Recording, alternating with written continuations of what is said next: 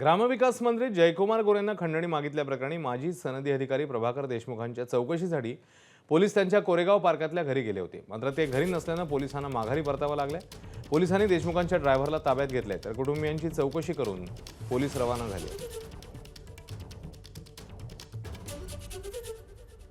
तो प्रकरण हा एक वेगळा विषय आहे। सद्यस्थितीत मुख्यमंत्री महोदयांनी त्यातील बऱ्याच गोष्टी स्पष्ट केलेल्या आहेत आणि आता पोलीस तपास चालू आहे।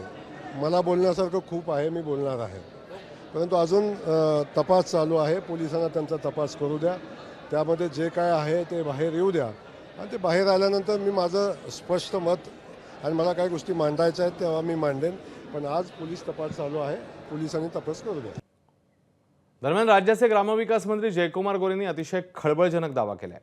माझ्या बाबतीत बीडसारखा कट घडवण्याचा डाव होता असं गोरे म्हणतात। आधीची माहिती आणि पुरावे मिळाल्यामुळे मी यातून वाचू शकलो, अन्यथा मलाही अशाच घाणेरड्या कटामध्ये अडकवण्यासाठी मोठे प्रयत्न सुरू होते असंही त्यांनी म्हटलं।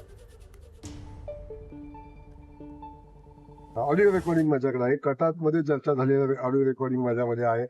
याच्यामध्ये खूप मोठा प्लॅन होता, म्हणजे बीडची पुनरावृत्ती करण्याचा याच्यामध्ये प्लॅन होता।